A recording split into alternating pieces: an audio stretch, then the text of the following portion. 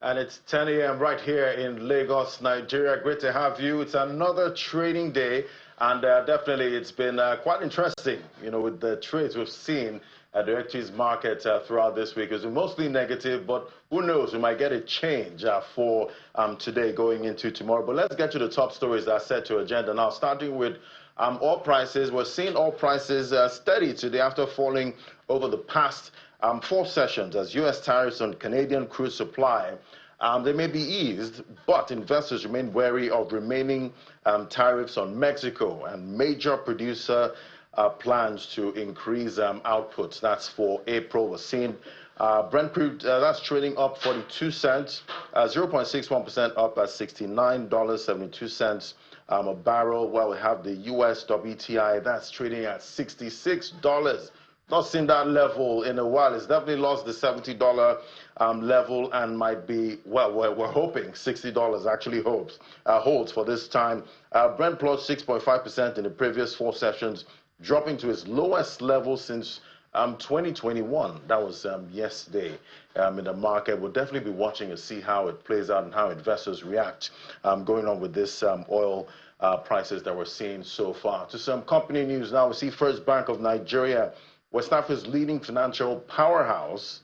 They took a bold step in deepening their position in the provision of cutting-edge services with the groundbreaking ceremony for its new green certified iconic head office building in Eko Atlantic City, Lagos. A 40-story edifice, which will be the tallest in Nigeria, is a symbol of engineering which would set a new standard for the financial services sector in Africa.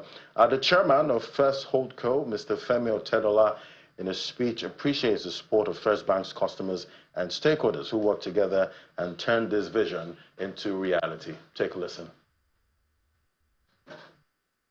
In the last 130 years, First Bank Nigeria PLC has dedicated itself to the provision of cutting-edge financial services and intends to keep this tradition with the groundbreaking of an iconic head office building in Eko Atlantic City, Lagos. Vice President Kashin Shettima is joined by other eminent Nigerians, including the president of Dangote Group, Aliko Dangote, Chairman First Holdco, Mr. Femi Otedola, former Senate President Bukola Saraki, state governors, and business executives.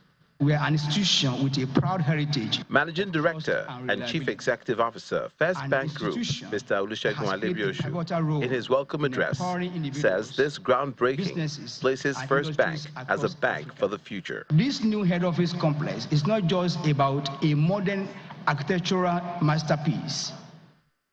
It is about reimagining banking for generations yet unborn. Chairman First Holdco, Mr. Femi Otedola, in his address, maintained that First Bank will continue to invest in cutting-edge technology that will redefine banking across Africa and the world. We shall continue to invest in cutting-edge technology, vibrant human capital, strategic partnerships, and customer-centric innovations that will redefine banking globally, even as we deepen our footprints across Nigeria and Africa in general. At a ceremony like this, goodwill messages are not in short supply, and the first to speak is President Dangote Group, Aliko Dangote, followed by other guests. I want to congratulate you and the entire board and management of First Bank Group and also First Bank for actually taking this bold move of building this massive edifice in the city of Eko Atlantic in Lagos State. Starting this structure is of prime importance. It is really the starting point of the vision of our president. The proposed 43-story building headquarters of the bank, this by itself marks another first for the bank. Host Governor Babajide Sanwo-Olu, in his remarks, promises to create a more conducive environment for the financial community to operate and hands over the certificate of approval for the construction to the First Bank Group. To all of our other big financial institutions, First Bank, as usual, being the first bank in our country, has led the road. It is now time for all of you to follow suit. Vice President Kashim Shettima commends First Bank for making Nigeria proud. First Bank has extended its reach from Lagos to London, Beijing, and around major financial centers worldwide, proudly flying Nigeria's flag on the global stage. This tour will symbolize ambition and excellence in Eco-Atlantic. It will attract investment, consolidate Lagos' position as a leading financial hub, and showcase the dynamism of Nigeria's private sector. Gentlemen of the press, please make space. The 40-story building, upon completion, will accommodate offices, a 1,300 car park, and serve as an architectural landmark that will elevate the Eco-Atlantic city skyline and position First Bank as a 21st century financial solutions center for Africa and the world.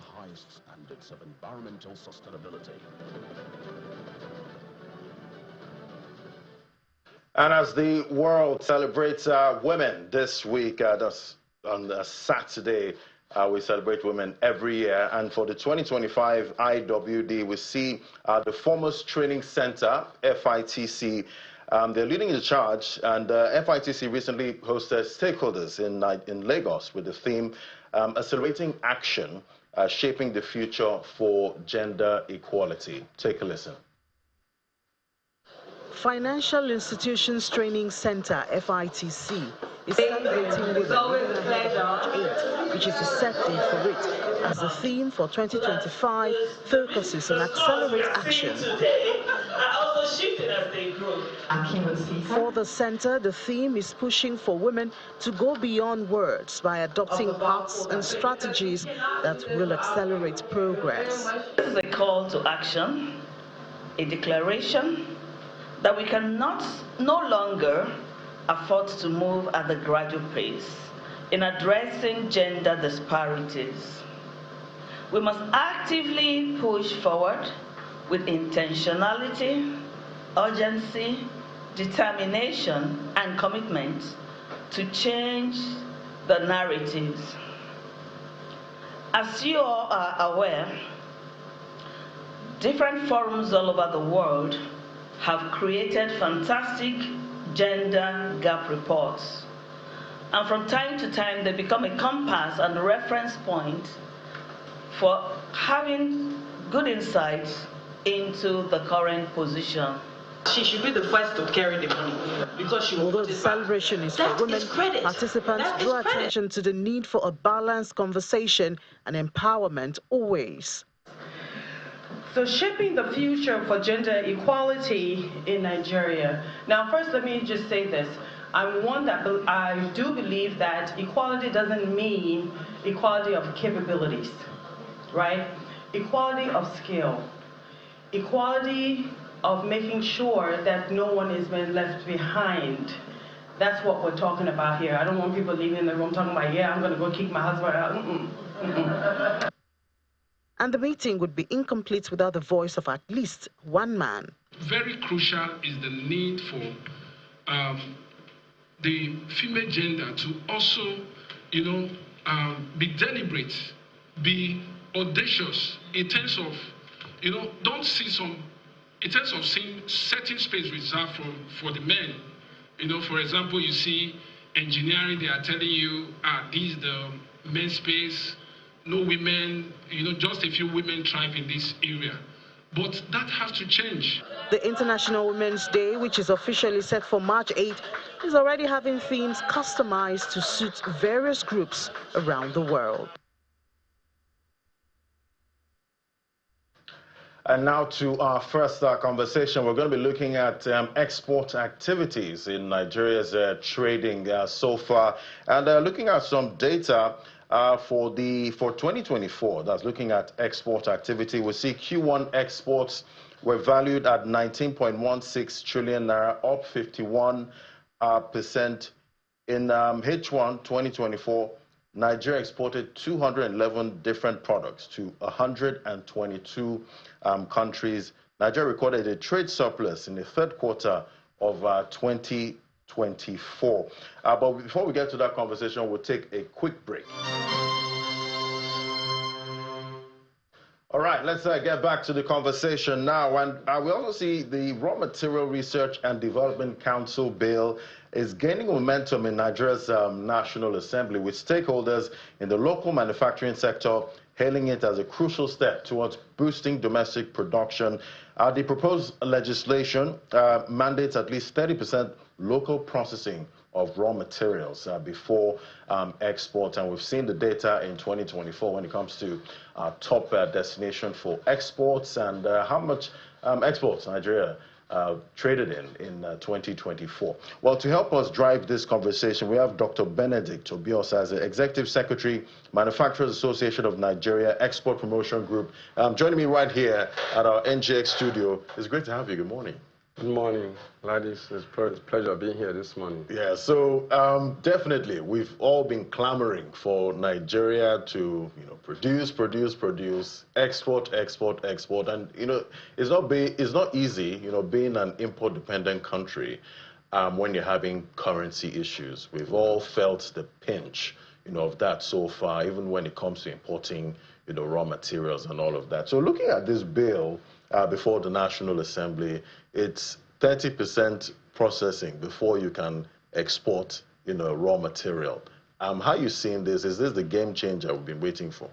Well, if you look at what the government have been recording, especially on non-oil export, when they say non-oil export growth, it's usually agri-produce, and those agri-produce are being just exported in their own raw form and all of that. This one that I'm just coming up with now is it's right in the right direction for government and for the exporters, for Nigeria, and for especially to boost the earnings on exports. And when they in this the value chain of them adding value to it, it makes them to employ more people. So and it's also add to the cost of that product in the markets. Like we just have cocoa beans, for example. You export cocoa beans, and at the end of the day, they return it back to us as chocolate and the rest. So we pay more. I'll pay more. So, and if they can even make it to cocoa powder, and export it, it's still different from just raw cocoa beans. So it's if I excuse me, I hailed that. I hailed the National Assembly. I hailed the agency involved for doing that. Look at in 2024, for example, the Nigerian Export Promotion Council, they did capacity utilization, capacity building for about 600 and something people, to be able to add value to whatever they are doing, so that they don't just export, but it's a bit that, okay, whether, even if it's not fully manufactured, let it be semi-processed goods as they export it. So I think it's the right one, and if we can continue with this trajectory, it will help a lot for our economy. Yes, and talking about exporting jobs, definitely that's a negative, for any country, when you're importing most of what you consume. But there's also that Buy Nigeria mantra that we've been trying to push, for the longest time. Would you say there's been some kind of improvement? Because now, me personally, when I go to the store, I see some teas that are actually made by Nigerian companies, and I buy them, and I like them. We've heard, Nigerians say, some of the products, made here are not as good as what they like to import. So that's a taste issue. But are you seeing any improvement, when it comes to what's produced here and, that Buy Nigeria mantra? Okay, I will start from what we started in Man since 2016, when Okechukwu Elelama was still the Minister of Industry, Trade and Investment, when we began to campaign, support, patronize made in Nigerian goods. That is why you are seeing me in the raw Nigerian fabrics. Yeah, I wish I could join you, but yeah. So, and if you come to our office today, I don't think our DG still have a suit in his wardrobe. Yes, all he wears is this. He come to Man, this is what we wear. Initially, it was 3 days in the week, but like our lifestyle, So it comes to other manufactured products. Yes, people are beginning to be, get interest and buying and trusting made in Nigerian goods and all of that, because sometimes you discover that even the goods you don't want to buy, including fabrics, when you go abroad, discover that they were shipped from Nigeria and just coated it from there, and you buy it higher. So even the tea that you talk about, those previous sector, the lot of the patronage rather has increased compared to what it used to be, because even those Nigerians in diaspora, the campaign from then also make people to know, these are actually good and we are ignoring it, So it's good, and I also believe that they will continue to add more value to become competitive, so that people will totally want to be forgetting what is coming from abroad and buy what is local. So it's a good one. And producing is a major aspect of that. Looking at production, cost of production here, if you talk to most of the producers, they say it's really high. So that conversation about power, that's still ongoing at this point, so that to reduce the cost when it comes to producing. Because I've spoken to some people that deal in ties. They say they can't produce tie here because it's more expensive, because of what's playing out. And we've been talking about industrialization, solar energy alternative. Is it enough for industrialization? Because it's quite expensive, So what kind of conversations are going on about solving the major infrastructure issues? Okay, in October, I was with Ini, was my host live on channels, and I was telling her that, and the whole world, that cost of production in Nigeria is very, very funny, because as it is, it has become a perennial problem with us in Nigeria to solve energy problem. And you see that many companies. I'm a member of the National Approval Committee on the ECOWAS Trade Liberalization Scheme, ETLS, that is hosted at the Ministry of Foreign Affairs, ECOWAS Division. Now, when we approve a product, we go for factory inspection, and it's part of the process. In the course of the factory inspection, we want to see what the companies have produced to confirm that they are the owners of those products. You see some of them telling you about cost, that they are not connected to the national grid. Their machines are not connected to the national grid, because any blink of light or power rather, we cause serious damage. So they power their machines with either diesel or gas generators. It's only the administrative office that may be connected to the national grid. So it's a lot of problem in Nigeria. You look at maybe what you call the band A, the band whatever and all that. Why don't you, if you want to give manufacturers band A, give them band A and reduce the cost, because so that they can be competitive. So that's what have actually eroded the issue of devaluation of the Naira. Actually, when the currency is devalued, the country where you are manufacturing that product and once you export, you make more money. But the cost of production and the infrastructural deficiency that we are having, is it roads? Don't let us go to the issue of even logistics. Logistics which have eaten up the fabric of manufacturing today. If you are moving from here to let's say Ghana now. Last week Thursday, the Minister of Industry and Investment had a program on cost of freight. I was representing my chairman there, Ms. Sodiri Erewa Megisin, the chairman of Man Export Group. So I was representing her. I was on the top table and I'm presenting her, welcome address.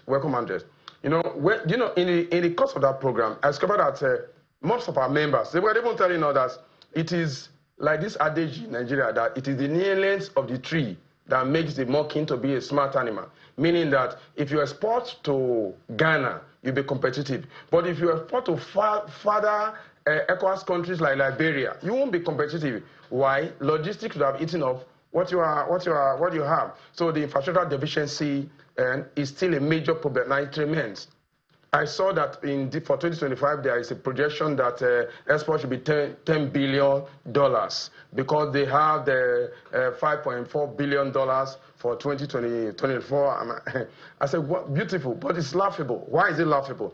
The things that need to be fixed, such as infrastructure, especially catering for the issues of logistics, it's not there. It's not there. So if you cut, okay, the cost of 20 food containers in Nigeria now is about $3,000 to $4,500. You get? Whereas in Ghana it's lower. In Kenya it's a little bit higher than that of Ghana. Then when you go further to India or China, it's far, far lower. And you expect those, how do you expect those to compete? You get, even those that are selling agri-produce, 1 kg of cashew nut is $13.8 dollars. Do you understand? For 1 kg. Now, multiply by the number that we're going to be, the quantity are going to be in a ton. Or you know, so it is still very, very high. Infrastructure needs to be seriously looked into by the federal government of Nigeria. So before they can begin to say, well, because we have put A, B, C, D in place, this A and B growth is expected, and it can happen. So it's a multiplier effect, yes, you know, by sorting out all of those exactly underlying issues. All right, so you did talk about AFCFTA, and we would definitely like to see Africa trade with Africa more. Looking at this trade bloc at this point, what trends are you seeing, you know, so far? Because we've been talking about African countries actually taking advantage of AFTA, but it's been a couple of years now. What are you seeing play out? You know, AFCFTA is a very beautiful platform that, the largest in the world, 54 countries coming together to trade borderless, and as in a gradual borderless manner, let me put it that way. Fine, but how ready are we? It's still boiled down to infrastructure. Do you understand? Now, for you to bring a container of whether sesame seed or cashew nut, from Kano to around Lagos Ibadan Expressway, maybe Magboro, around Prayer City, that environment, is about 1.3 million naira. Now, from there to Wharf, where you are Tinkan or Wharf, where we pay around 600,000 naira. All these things are factored into the cost of production.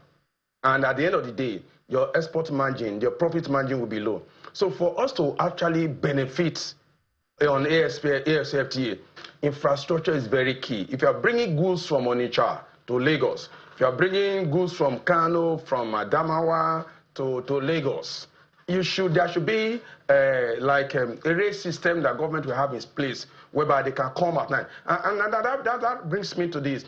When in 2015, exactly 10 years ago, when President Buhari was still president-elect, my late chairman, we worked together then, and we presented to him some things they should do from Manning, some things they should do for them to have a better export, breakthrough in Nigeria. But infrastructure was part of those things that we look into.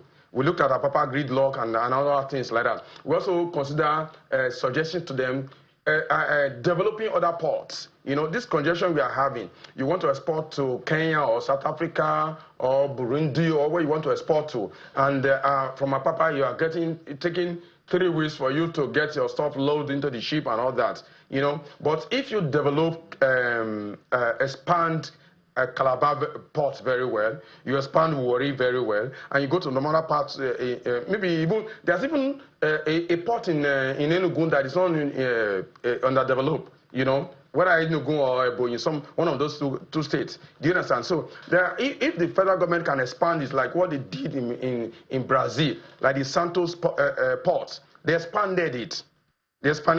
So if we can do this as a country, if we can make infrastructure good and reduce the cost of energy, fine, Nigeria would be the best to benefit from AFCFTA. Right. But as it is now, we're still struggling. It's still a very funny job. I can imagine. All right, well, I'm sure you've been hearing about the tariffs, you know, so far playing out in the global trade space with counter tariffs, retaliatory tariffs, and all of that, you know, playing out.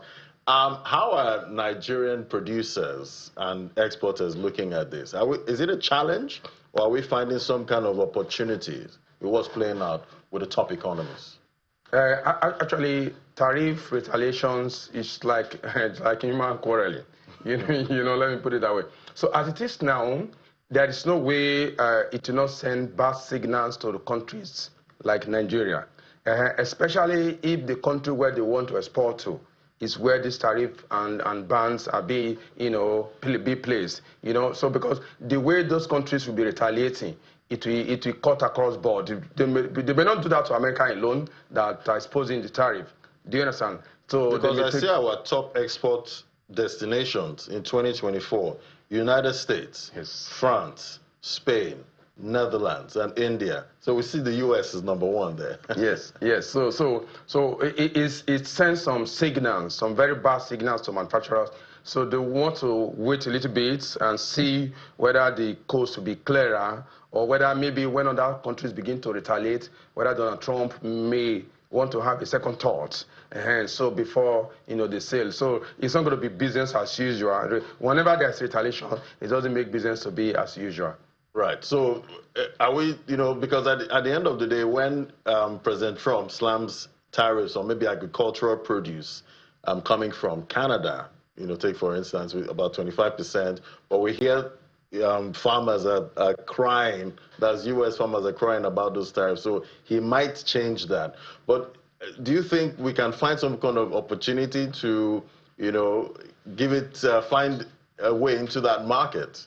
Actually, there's a program with the American government and Africa. It's called Africa Growth and Opportunity Act. Talking with you, and I'm an AGOA's advisor, except if Donald Trump wants to put a tariff across to affect already existing bilateral or multilateral agreement with African countries. Do you understand? So Nigeria is an AGOA member country. So if they want to export, provided the product is within the 6,800 plus products that is under AGOA. So if it's any of such product, I do not think that Donald Trump will go beyond going into placing tariff on products that are within the multilateral trade agreement. I don't think we do that. Right. Oh, well, definitely we need to find opportunities, with whatever issues are going on right now in a global space. Well, thank you so much. I was speaking with Dr. Benedict Obiosa, as the Executive Secretary, Manufacturers Association of Nigeria Export Promotion Group. Thank you for coming on. It's a pleasure, Ladi. It's a pleasure having Thank you so much. Thank you very much. Thank you. All right, now, so we see the Lagos State Governor, Babajide Sanwo-Olu, says the state government is fully committed to fostering a market-driven, innovation-led financial sector. He said the Lagos State government, through the Lagos International Financial Center, which is being established in collaboration with entrepreneurs and other key stakeholders, will create an enabling environment that supports seamless trading, attracts foreign investment, and enhances the competitiveness of financial markets. Governor Sanwo-Olu made the comment during a meeting with licensed exchanges and key stakeholders on the Lagos International Financial Center project held in Lagos House in Marina. Take a listen.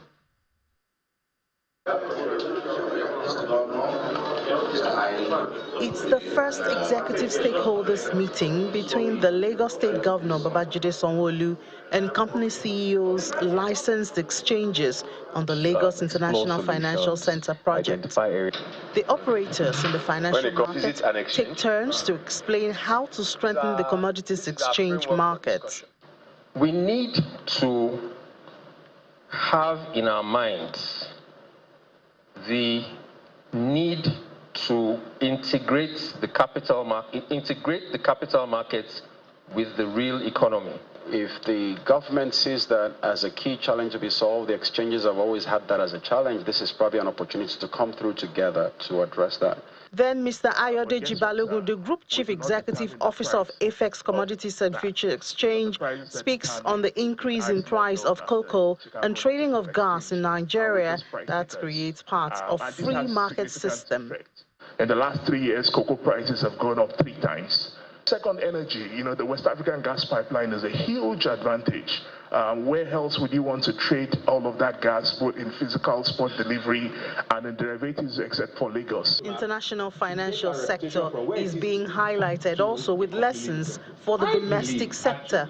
I believe that the power in what Lagos State is doing with LIFs is bringing to the consciousness of Nigerians the fact that transforming ourselves to DFIC or Singapore and so on is not that it's not as if it's not about heavy lifting because capacity is not there or because talent. It's not that. It's just simply the leadership and coordination required to do it, and then of course the commitment.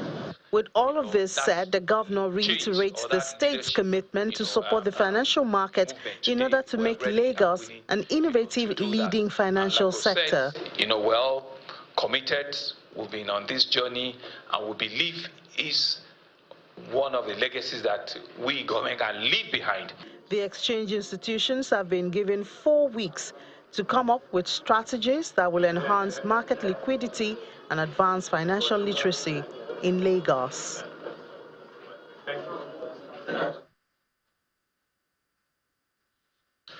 All right, welcome back. Definitely, we're going to be looking at what's playing out in the commodities market. We've seen volatility, well, I call it volatility at this point with the FX market. We talked about it was a great month. That's February. That's looking at the Naira in the official window. We did see a bullish trend in February, but March is starting off a little different at this point compared to what we had. What's 1,532 Naira, that was the close, and we're also seeing that same range play out in the parallel window.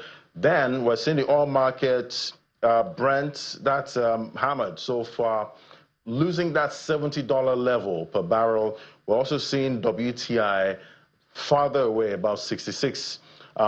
So all of that, playing into what we're seeing for government revenue and PMS prices. We're seeing that the impact on PMS prices, we're supposed to have that inverse or direct relationship between oil prices in the global markets and PMS prices. So we've been seeing that reduction with the Dangote refinery acting as a price setter, going forward in the market. But we'll see if that continues, if these prices, that's talking about PMS prices, keep going down. Then we're also seeing a trend in the commodities market, that's domestic commodities market. Some of these commodities are coming down with the likes of gari, rice, flour, beans, but we're seeing cement. That's not trending down.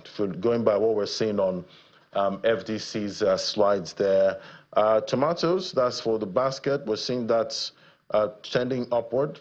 I know we talked about pepper before, but we're seeing some kind of increase there for most of these prices. So we're going to be talking to Dr. Ifeoma very soon to see what's driving sentiment there. But first off, what's happening with the Naira? That's what we're going to be talking about, because we did see appreciation, before now, but we're seeing some kind of volatility. We have Dr. Ifeoma right here. Dr. Ifeoma is going to bring us up to speed on what's playing out. Dr. Ifeoma, great to have you. Good morning. Thank you for having me, Vladi. Yeah, so last time we spoke, we saw the Naira was quite strong, and you did say that, watch out, this might not continue.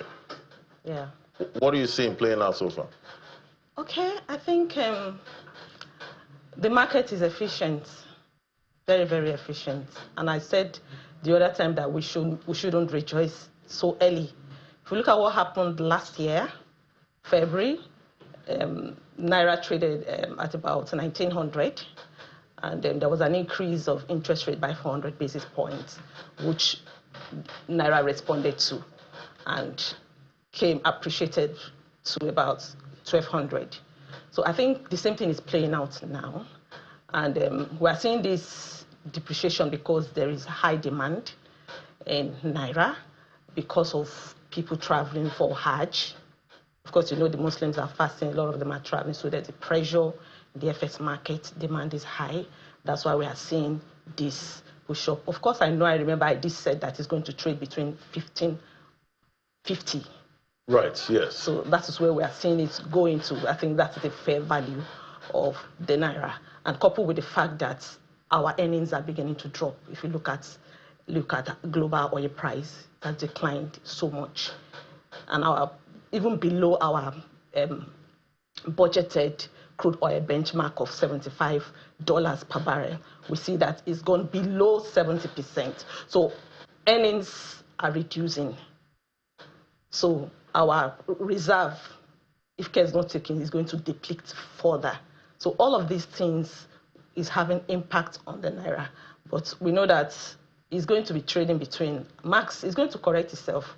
The market is efficient. The market is efficient, yes, with FMs. Yes. All right, so you did talk about our Muslim brothers and sisters, traveling. For Hajj. So after traveling, they will definitely come back. Of course. And they will come back with dollars. Of course. So what happens? Of course. We've seen that happen before, that a lot of them that traveled for Hajj came back with the dollar not spent, and they push it into the market. Of course, we could see Naira appreciate if that happens. Right. Okay. So, well, let's get them back as soon as possible. So we've also seen interventions from the CBN that has also helped to stabilize the market with the $25,000 sales to the BDCs. But when you compare what's playing out in the unofficial window and the price on the official window, what are you seeing there? Okay, I will say what we are seeing there. The margin is not much. That gap has been breached just to avoid arbitrage. So it is the unofficial market, which is the parallel market, is the main market because a lot of people don't even have access to the official market. So that's why you see that price difference of very minute, I call it minute percentage, that is not significant. So that's why you see that playing out there. And the official window, I think the CBN have the access to fund the BDCs, which we have mentioned earlier, by about $25,000 per week, which they have been doing.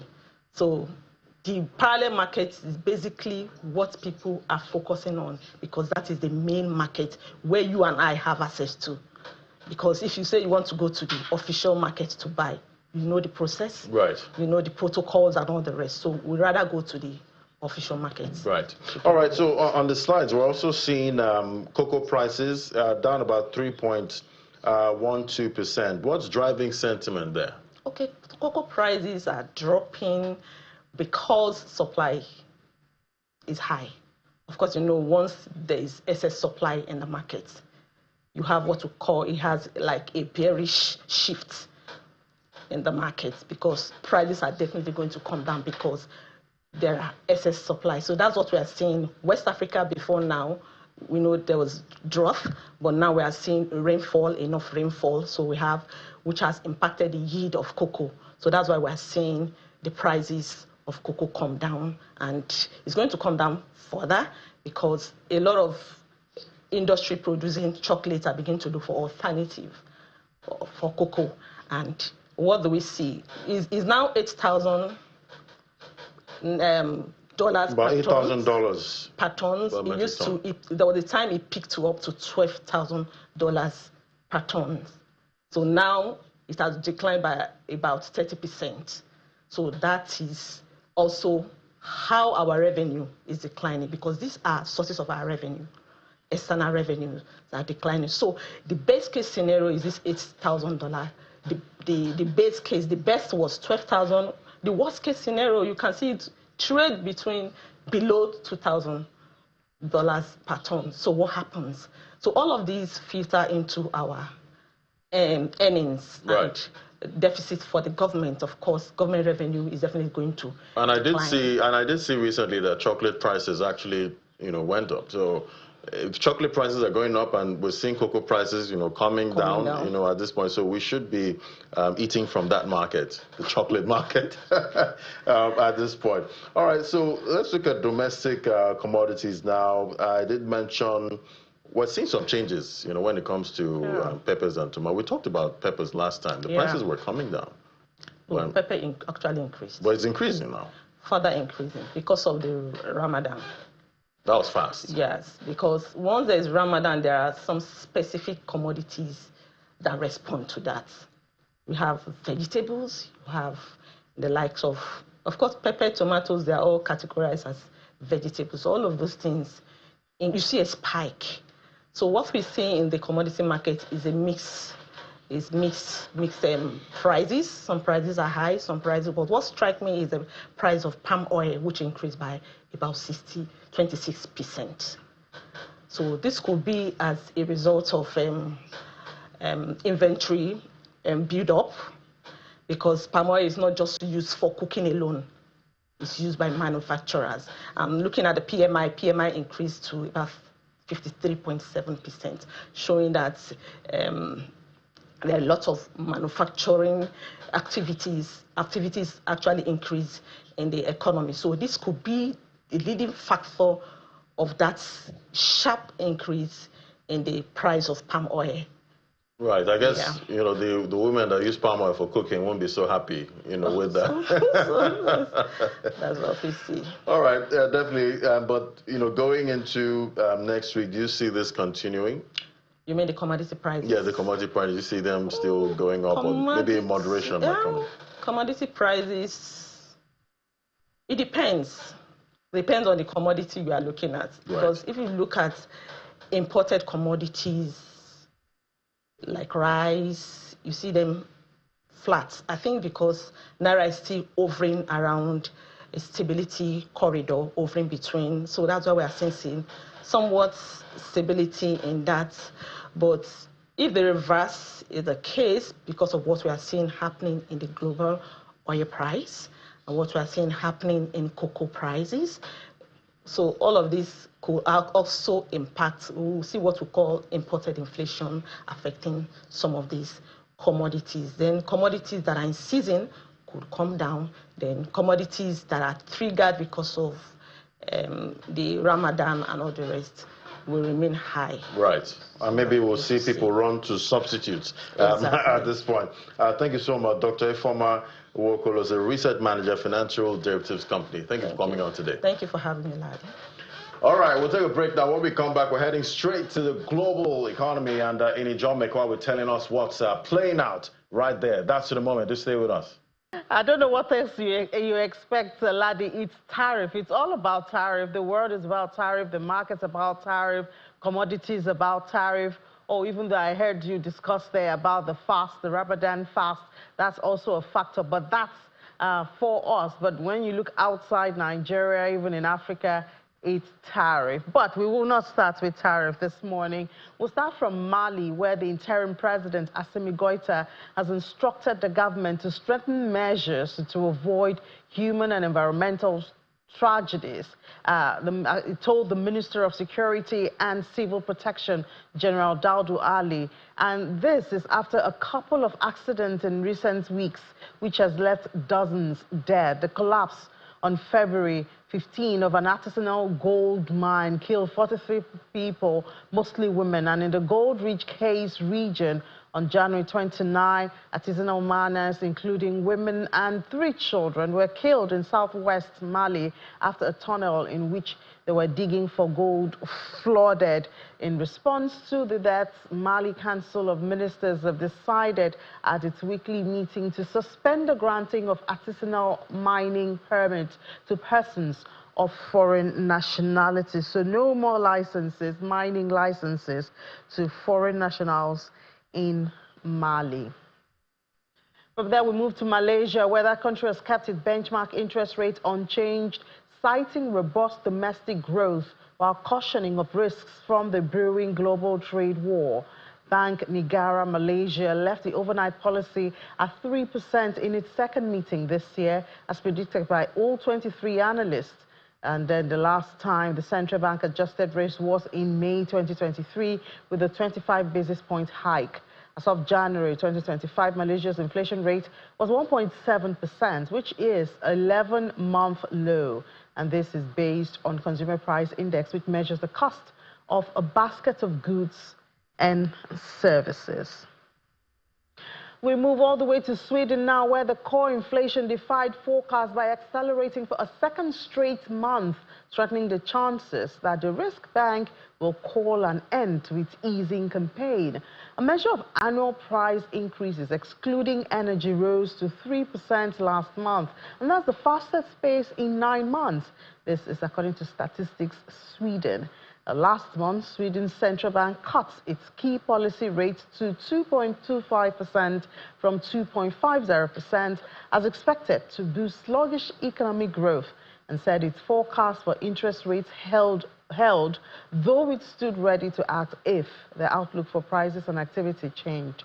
It was the Risk Bank's 5th rate cut in a row and the 6th since May 2024. Now, it's a full Trump and tariff story now. Most Asian stocks today jumped, led by a surge in Hong Kong shares as President Donald Trump's delay of 25% auto tariff on Mexico and Canada eased immediate trade war fears, while optimism was further boosted by China's new stimulus measures. Major U.S. stocks indexes jumped in anticipation that the U.S. administration may be open to tariff negotiations. Asian stocks jumped as that auto tariff delay signals softer stance, and President Trump escalated trade tensions by imposing 25% tariff on Canadian and Mexican goods and increased levies on Chinese products to 20%. In his congressional speech, President Trump reaffirmed plans for reciprocal tariffs set to take effect April 2nd, and this move could further escalate trade tensions. However, the White House announced a one-month exemption from the newly imposed 25% tariff on vehicle imports from Mexico and Canada, offering temporary relief to global markets. Japan's Nikkei 225 jumped more than 1%, while the Topix advanced 1.2%. Indonesia's Jakarta Stock Exchange Composite Index jumped 1.4%, while the Philippines Composite Index rose 1.2%. In Singapore, the Straits Times Index gained 0.6%. South Korea's Kospi was higher, 0.9%. India's Nifty, which has been going down, we see also went up 0.1%. Bucking the regional trend, Australia's S&P and AX 200 index was on the flip side, the only one from that region at 0.6%. Still more relief news now. President Donald Trump is considering exempting certain agricultural products from tariffs imposed on Canada and Mexico. That's the latest move by the administration to offer relief to certain sectors from the sweeping new import taxes. Amid deep concern from farm state lawmakers over the fallout for the U.S. agricultural sector, officials are discussing waiving the 25% duty on agricultural products, including Canadian potash, which is a key ingredient in fertilizer, according to people who are familiar with this conversation. And they are saying that Canada is the world's leading supplier of the mineral, and the United States sources the vast majority of potash from Canada. Lawmakers began lobbying for exemptions for potash well before the tariffs went into effect on Tuesday, arguing that supply shortages or price spikes will further drive up food prices. And we did discuss this with Maria yesterday in the United States. She said, well, the impact hasn't started sipping in to individual commodities, especially the agricultural commodities yet. But I mean, if it affects a raw material for fertilizer, we can expect it to, of course, reflect in the price of agricultural goods. But let's see what is happening in the UK now. We have Juliana joining us from London. Hi, Juliana. Good morning. Well, I guess the UK, too, is a bit relieved about this pause on the 25% and possible pause for the ones on agriculture, because, I mean, the world is a global village. Everything goes around and comes around to us. Good morning, Innie. Yeah, so it does appear as if the war of words has pivoted towards the north of America, where, as you quite rightly have been pointing out, the White House appears to have pulled back on such strong rhetoric and the implementation, as we say, of these 25% tariffs, which was described by the outgoing Prime Minister Justin Trudeau of Canada as very, very dumb. I think also, too, there has been lots of fear, not just from across the world, but within America, of these tariffs and the retaliations and what it could do to big industry, which is why there was lots of pressure from the big three automakers. So that's Chrysler, General Motors, Toyota and Ford, basically saying that this is going to cause havoc at a time when supply chains are already strained. So the pressure, I believe, is coming from within. Yes, but bringing it back home to where I am in the UK, we have had some reaction. We had Andrew Bailey, the Bank of England governor, addressing MPs yesterday, and he said, you know, these tariffs pose a risk not only to the UK, but to the global economy too. Also, just to reference this point, we did hear a leak from Downing Street suggesting that Rachel Reeves, the already embattled Chancellor of the Exchequer, will be announcing welfare cuts in her spring statement, which is due later this year. Now, that is going to cause a lot of public outcry because people in Britain are already strained by the cost of living. Is this a reaction trying to preempt perhaps the fallout of these tariffs? It is likely because the government needs to save money. So yes, as you were saying, Innie, you know, this is having a huge ripple effect, and it appears to be making Trump backtrack. We never thought we'd say that.